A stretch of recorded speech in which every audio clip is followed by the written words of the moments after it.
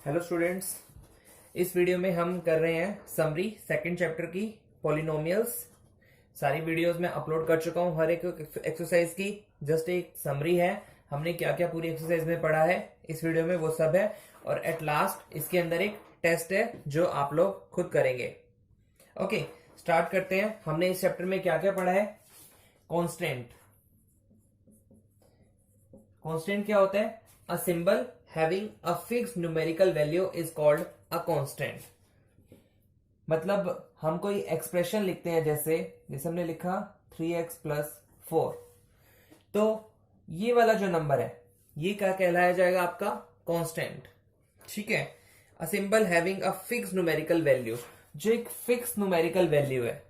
कहने में आप इसको भी कांस्टेंट बोल सकते हो क्योंकि एक फिक्स नंबर है, एक वेरिएबल के साथ एक फिक्स नंबर है, तो इसको हम बोलते हैं कांस्टेंट। उसके बाद बात करते हैं वेरिएबल्स की।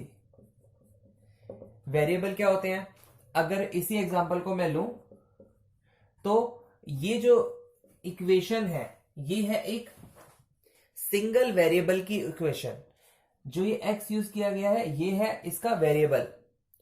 तो एक्सप्रेशंस कई तरीके के होते हैं, कई तरीके की पॉलिनोमियल्स होते हैं जिसमें हम एक ही वेरिएबल यूज करते हैं या डिफरेंट वेरिएबल यूज करते हैं। जैसे अगर मैं लिखूं ये एक एक्सप्रेशन है जिसमें वेरिएबल एक ही यूज किया गया है, और अगर मैं एक ऐसी इक्वेशन लिखूं तो ये एक एक्सप्रेशन है जिसमें हमने 3 वेरिएबल यूज करे हैं। तो simply variable, a symbol which may be assigned different numerical values is known as variable. मतलब ये कहना चाहता है, अगर मैं यहां पे थोड़ा चेंज करूं तो जो ये वेरिएबल है एक ही इक्वेशन के अंदर जो वेरिएबल्स हैं उनके साथ एक डिफरेंट या एक फिक्स कांस्टेंट वैल्यू हो सकती है। ठीक है, तो फिलहाल हमारी वेरिएबल की बात आ रही है, तो जो ये x है ये सब वेरिएबल है। Next, algebraic expressions. तो अभी हमने जो लिखी है ये भी एल्जेब्रिक एक्सप्रेशंस ही हैं।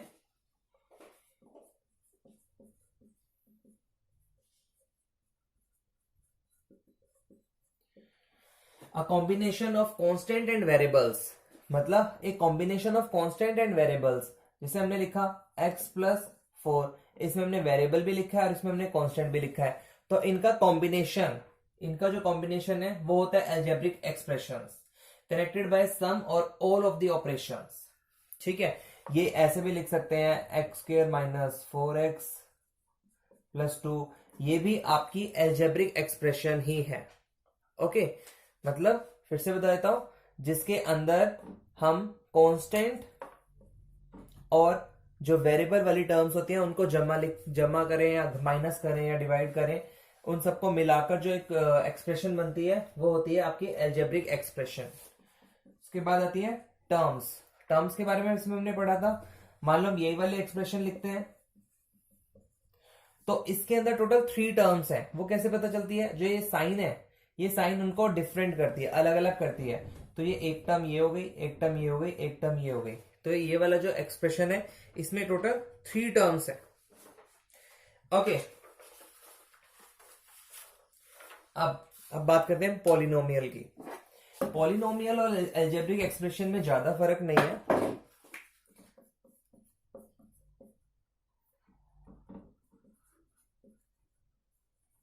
पॉलिनोमियल्स की एन एल्जेब्रिक एक्सप्रेशन, मतलब ये एक एल्जेब्रिक एक्सप्रेशन ही है in which the variable involved have only non negative integral powers is called polynomial. जैसे हमने अपनी कोई इक्वेशन, कोई एक्सप्रेशन लिखी है, एल्जेब्रिक एक्सप्रेशन, तो वो ये कहना चाहता है जो ये पावर होती है, यहां पर पावर कुछ नहीं है तो यहां पर पावर 1 है, यहां पर कुछ नहीं है तो यहां पर पावर हम 0 मान लेंगे। मतलब जो ये पावर्स हैं ये आपकी पावर्स बोल लो या इनको डिग्री बोल लो, ये हमेशा पॉजिटिव होनी चाहिए, पॉजिटिव वाली, पॉजिटिव नॉर्मल नंबर। मतलब अगर वो आपकी मान लो ऐसे कुछ आपको दे दिया तो ये पावर अगर नेगेटिव है तो इट मीन्स ये पॉलिनोमियल नहीं है। ठीक है, इसको हम पॉलिनोमियल नहीं बोलेंगे, हम इनको पॉलिनोमियल बोलेंगे जिसमें जो पावर होती है वो पॉजिटिव होती है। ठीक है, तो पॉलिनोमियल के एग्जांपल जैसे मैं लिखूं, एक और एग्जांपल लिखता हूं, 5 प्लस 8x की पावर 3/2, 4x की पावर -2। तो यहां पर क्लियर पता चल गया, पावर माइनस में आ गई या फ्रैक्शन में आ गई, तो जो ये है ये आपका जो है पॉलिनोमियल नहीं होगा। इसको हम सिंपली एक्सप्रेशन बोल सकते हैं या एल्जेब्रिक एक्सप्रेशन बोल सकते हैं। फिलहाल ये पॉलिनोमियल नहीं होगा क्योंकि इसकी पावर नेगेटिव में हो गई है। ठीक है, अब बात करते हैं कोफिशिएंट की।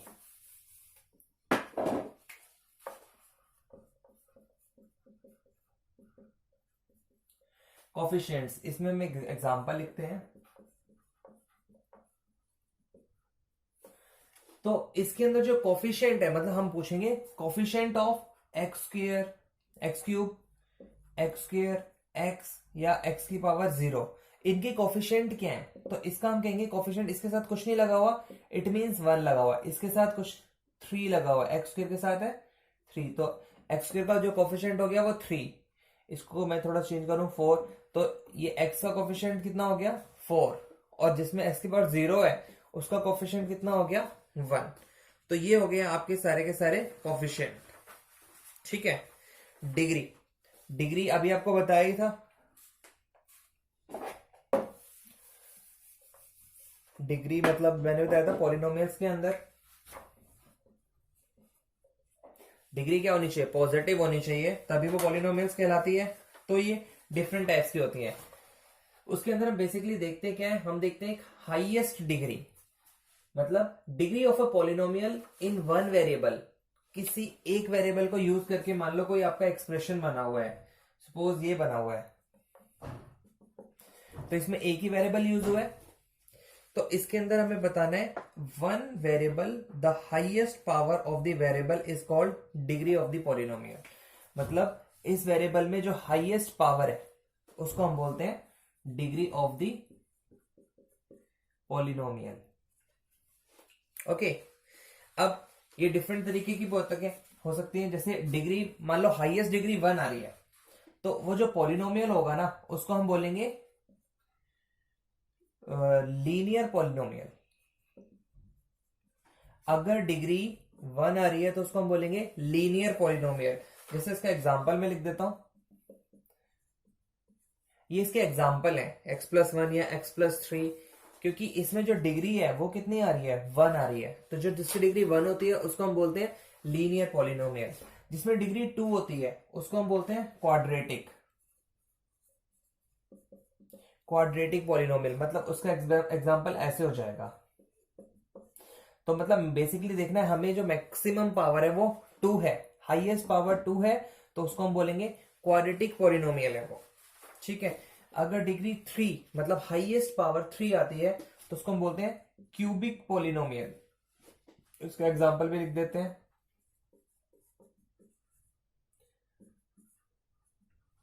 ये हो गया आपका क्यूबिक पॉलिनोमियल। तो अगर आपसे कोई पूछे क्यूबिक पॉलिनोमियल में मैक्सिमम टर्म्स कितनी हो सकती हैं, तो पहले तो आपको पता होना चाहिए क्यूबिक पॉलिनोमियल क्या होती है, मतलब हाईएस्ट पावर 3। तो एक टर्म ये हो गई, दूसरी हम दो टर्म के दो पावर के लिख सकते हैं, एक हम एक पावर के लिख सकते हैं और एक हम 0 पावर के लिख सकते हैं। तो क्यूबिक पॉलिनोमियल जो होता है उसके अंदर हम मैक्सिमम 4 टर्म लिख सकते हैं। ऐसे ही क्वाड्रेटिक पॉलिनोमियल के अंदर हम मैक्सिमम 3 टर्म लिख सकते हैं। लीनियर पॉलिनोमियल के अंदर हम मैक्सिमम 2 ही टर्म्स लिख सकते हैं। तो अगर पावर 4 होती है तो उसको हम बोलते हैं बाय क्वाड्रेटिक। सिंपल सी बात है, ऐसे एक एग्जांपल दे दिया जस्ट। अगर आपसे कोई पूछे बाय क्वाड्रेटिक के अंदर कितने टोटल टर्म्स होती हैं, तो आप बताएंगे टोटल उसमें 5 टर्म होती हैं। कैसे, एक x की पावर 4 वाली, एक मतलब मैक्सिमम 5 हो सकती हैं, मिनिमम तो ठीक है मिनिमम 1 होगी। खाली x की पावर 4 भी लिख देंगे अगर हम, तो वो भी बाय क्वाड्रेटिक है। ठीक है, मैक्सिमम पूछ ले तो आप बताएंगे उसके अंदर 5। ठीक है, ये इंपॉर्टेंट होती हैं। अब इसी के अंदर बात कर लेते हैं टर्म्स की। मान लो डिग्री ना होके हम टर्म्स की बात कर रहे हैं। किसी पॉलिनोमियल के अंदर ना टर्म्स जो है, मान लो एक ही टर्म है, तो उस पॉलिनोमियल को हम बोलते हैं मोनोमियल। हम इसको पॉलिनोमियल भी बोल सकते हैं, कोई प्रॉब्लम नहीं है, लेकिन एक स्पेसिफिक नाम दिया हुआ है जिसमें एक ही टर्म होती है, वो होती है मोनोमियल। जैसे इसके एग्जांपल लिख दिया, ये इसके एग्जांपल लिख दिया मैंने, क्योंकि इसमें एक ही टर्म है, इसमें भी एक ही टर्म है, इसमें भी एक ही टर्म है। मोलिनोमियल जिसमें दो टर्म होती हैं उसको हम बोलते हैं बाइनोमियल। तो ध्यान रहे, ये टर्म्स की बात कर रहा हूं मैं, ये डिग्री की बात नहीं कर रहा। डिग्री में क्या होता है, linear, quadratic, cubic, by quadratic, जो भी हमने पढ़ा है। और ये टर्म की बात हो रही है। टर्म टोटल्स कितनी है, एक टर्म है तो मोनोनोमियल, टू टर्म्स है तो बाइनोमियल, थ्री टर्म्स है तो ट्रिनोमियल। तो ट्रिनोमियल के एग्जांपल जैसे टोटल थ्री टर्म लिखनी है, बाइनोमियल सिंपली हमें दो टर्म लिखनी है। तो ये क्या हो गया, ये हो गया हमारे बाइनोमियल। ओके, आगे बढ़ते हैं। Constant polynomial. कांस्टेंट पॉलिनोमियल क्या है?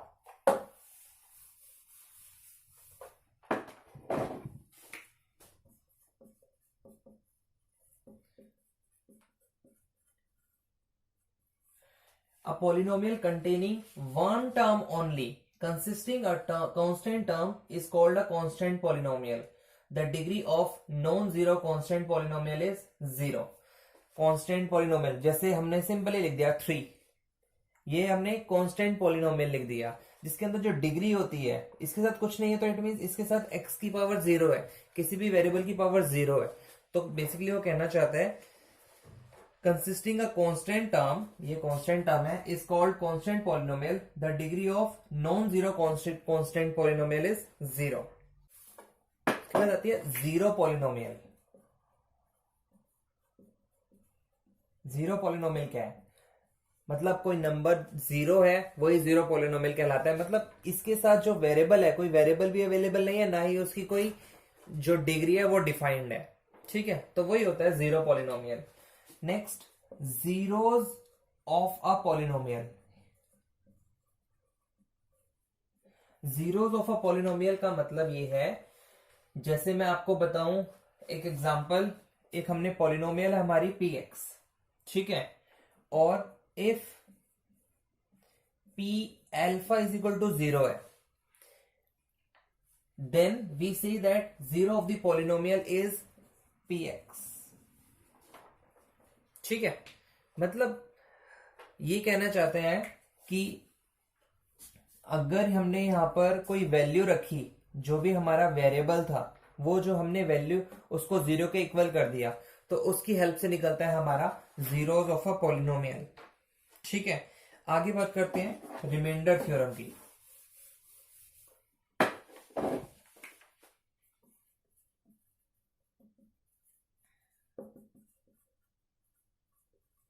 Reminder theorem, if fx is a polynomial of degree, मतलब जो fx है ये एक सिंपल पॉलिनोमियल है।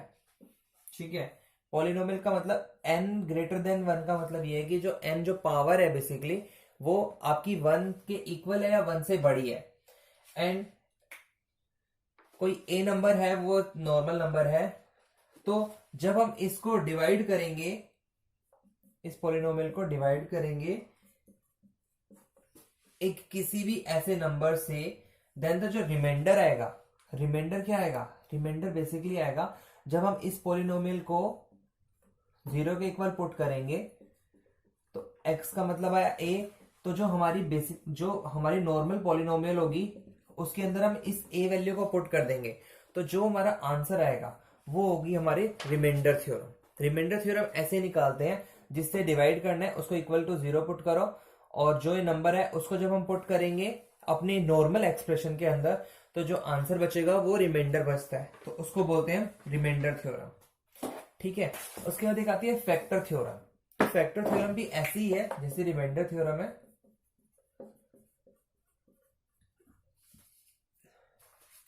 इसमें दो चीजें मैंने बताई थी, if f is equal to 0 then x minus a is a factor of fx। fx क्या है, fx हमारी एक नॉर्मल एक्सप्रेशन है। और दूसरी कंडीशन है if x minus a is equal to x minus a is a factor of fx, then fa is equal to 0। तो simple भाषा में क्या है, एक पॉलिनोमियल है, एक एक्सप्रेशन दिया हुआ है हमें, अगर F A is equal to 0 हो जाता है then x minus A is a factor of F X. मतलब मान लो, मैं एक एग्जांपल के थ्रू बताता हूं, ये जो a है, a के प्लेस पर सपोज 2 लिखते हैं, 2 किसके बराबर हो रहा है, 0 के। मतलब हमने 2 नंबर इस एक्सप्रेशन के अंदर डाला था और आंसर आ गया था हमारा 0। ठीक है, तो ये जो होगा x माइनस ए, इसका मतलब x माइनस 2 जो होगा वो होगा एक फैक्टर, किसका फैक्टर, इस पॉलिनोमियल का फैक्टर। अगर हम यहां -2 पुट करके 0 बनती है एक्सप्रेशन, -2 पुट करके, तो जो हमारा फैक्टर होगा वो होगा x प्लस 2। तो ये ध्यान रखना, प्लस का 2 रखते हैं तो यहाँ माइनस का 2 बन जाएगा फैक्टर में, माइनस का 2 रखते हैं तो प्लस का 2 बन जाएगा। और ऐसे ही दूसरा दिया है, अगर ये एक फैक्टर है x माइनस ए, तो जो एफ ए होगा वो भी 0 के इक्वल होगा। ठीक है, कहने का मतलब ये है, x माइनस ए अगर कोई बता दे आपको फैक्टर है, तो इट मींस हम इसको 0 के इक्वल पुट करेंगे, x के लिए a आएगी। तो अगर हम इसको नॉर्मल एक्सप्रेशन के अंदर डालेंगे, नॉर्मल जो हमारी एक्सप्रेशन है, तो उसका आंसर भी 0 ही आएगा, मतलब कुछ रिमाइंडर ही नहीं बचा वहां पर। ठीक है, फैक्टर का मतलब यही होता है। नेक्स्ट, ये सब हम डिटेल में कर चुके हैं सारी एक्सरसाइजेज में। फैक्टर सिंपल भाषा में कहें, अगर हमने 12 को भाग करा 6 से, ठीक है, तो रिमाइंडर आया 0, तो क्या हुआ, जो ये 2 है, ये कोशेंट, ये इसका फैक्टर है, समझ लो।